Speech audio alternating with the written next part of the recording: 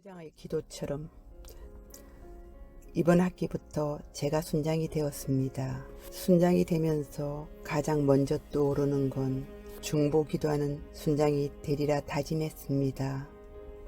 기도의 게으름이 없기를 주님께 간구합니다.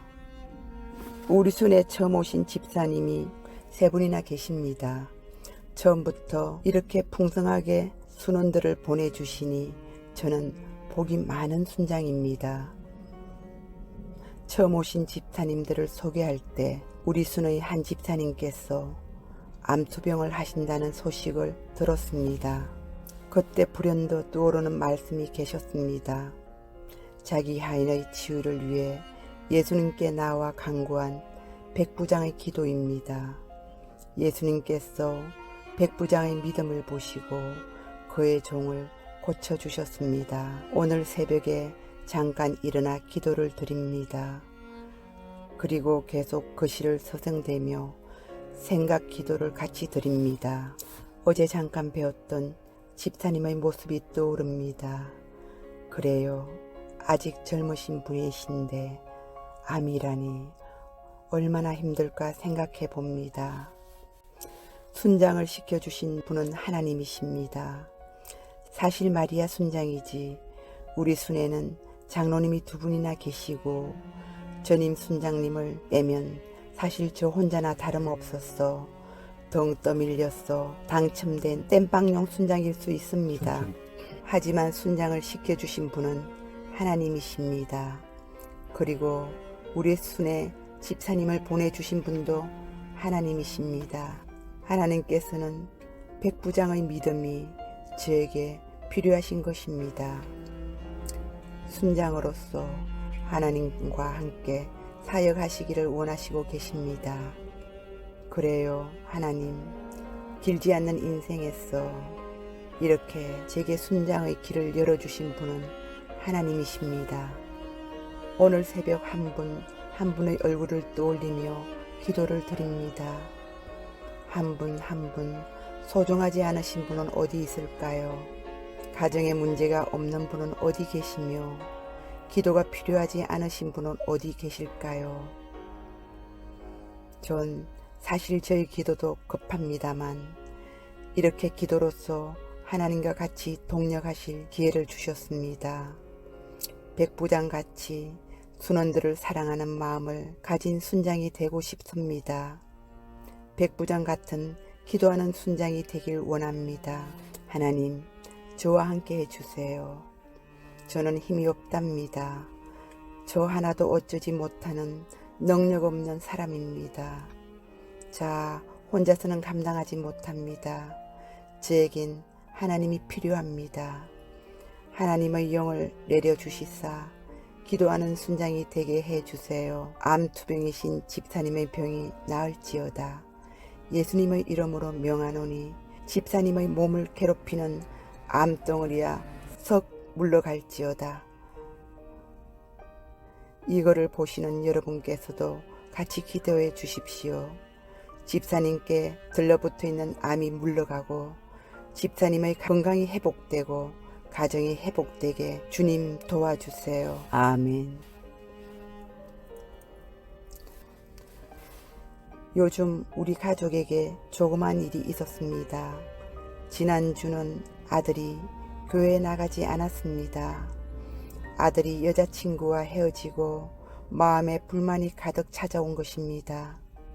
아니, 마음속에 불만이 많기에 친구와 오래 사귀지 못하고 헤어진 것입니다. 아들은 그동안 가족이 자기에게 도움을 주지 못한다고 불평이 많았던 터였습니다. 그러니 자기가 회계사 시험을 치르고 난 뒤에도 쉬지도 못하고 힘들게 아르바이트를 해야 하는 자신이 처지에 대해 비관도 하고 많은 고민을 하고 있었습니다. 사실 그동안 아내의 불평도 심했습니다. 생활비가 조금만 모자라도 히스테리를 일으키며 가족들에게 날카롭게 대했습니다. 거기서 가족들이 모두 많은 상처를 입었습니다. 저 역시 마음이 많이 상했으나 같이 싸우기에는 제 잘못이 더 많아 입을 다물고 있었습니다. 불평이 쌓이니 뭔가 되는 게 없습니다. 그러니 아들이 짜증을 자주 내고 벌써부터 인생이 꼬인다고 불평 타령입니다. 불평을 발설하면 그게 적어지는 게 아닙니다. 더 많은 사람들이 스트레스를 받습니다. 내 불평이 다른 사람에게 가서 다시 불평을 일으키고 그 불평이 다시 나에게 돌아오는 악순환입니다. 그래서 우리 가족 사이에 많은 불평이란 악한 영이 알게 모르게 자리 잡았습니다. 저 역시 장사, 세일저 하는 사람이라 세일저로 일어나고 싶은데 아내의 불신 때문에 어쩌지 못하고 그저 참고 있으니 마음속에 억울한 감정을 가지고 있습니다.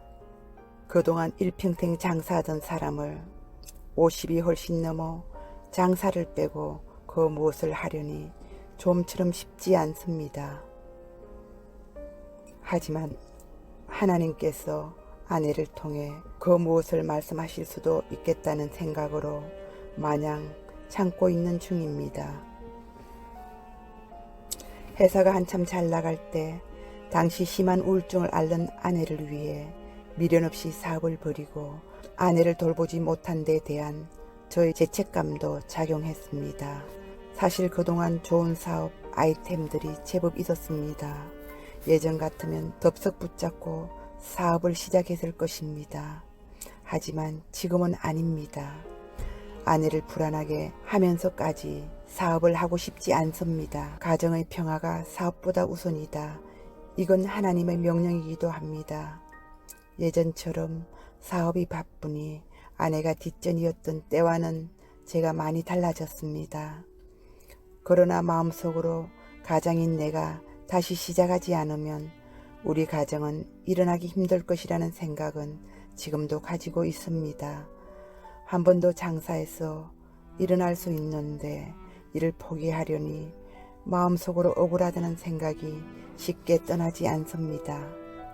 아들 역시 제 이런 마음과 비슷하겠구나 그렇게 생각하고 있습니다. 억울한 마음이 자리를 잡으면 성격이 까칠해질 수밖에 없습니다. 까칠해지면 친구와도 멀어지게 마련입니다. 악한 영은 결국 하나님과의 관계를 단절하는 사태를 불러옵니다. 그런데 어제 아들이 회계법인의 면접을 보았습니다.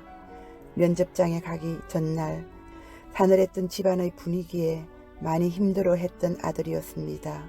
더구나 빅4 중에 자기가 가장 가고 싶어 했던 곳에 낙점을 받지 못해 낙심이 많았었습니다.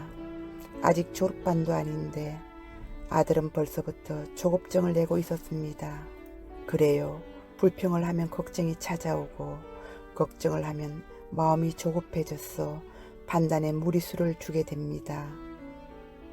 졸업반인 내년에 하면 될 문제를 벌써부터 하고 있는 아들을 위해 가족 모두 걱정을 많이 하고 기도를 드렸습니다. 어제는 면접을 보고 나서 문자가 왔습니다. 면접을 잘 봤다는 이야기입니다. 그리고 저녁에 들어와서 엄마 아빠께 감사하다고 이야기했습니다. 터키 소파에 앉아있던 엄마를 꼭 껴안고 잘못했다고 빌었습니다. 자신이 면접장에 가니까 자신은 이미 많은 혜택을 누리고 살고 있는 사람이라는 것을 깨달았다는 것입니다. 다른 학교의 경우 영어 면접까지 까다롭게 보는데 자기 학교는 TO가 많이 배정되어 비교적 쉽게 면접을 보았다는 이야기하면서 가만히 생각해보니 자기가 보통 사람보다도 훨씬 더 많은 혜택을 잊고 사는 사람이라는 생각이 들었다는 것입니다. 그동안 자기를 잘 키워주고 이끌어줘서 고맙다는 이야기입니다. 환경이 바뀐 게 아닙니다. 자신의 마음이 바뀌니 불평해서 감사로 모든 것이 바뀌게 됩니다. 그리고 이제 예배도 성실하게 드리고 감사하며 살겠다고 엄마와 약속을 합니다. 엄마 복은 아빠께 짜증을 내지 말라고 다짐을 받습니다. 에구구 저 녀석 기특혀 크크. 아들이 사과를 받고 저에게 짜증을 내어 미안하다고 아내가 제게 사과를 합니다. 하나님은 이렇게 우리 가정을 하나로 만들고 계십니다. 사랑은 하나님의 영입니다. 그 사랑이 머물면 서로 사과하고 서로 용서하고 서로에게 감사해야 합니다. 아멘.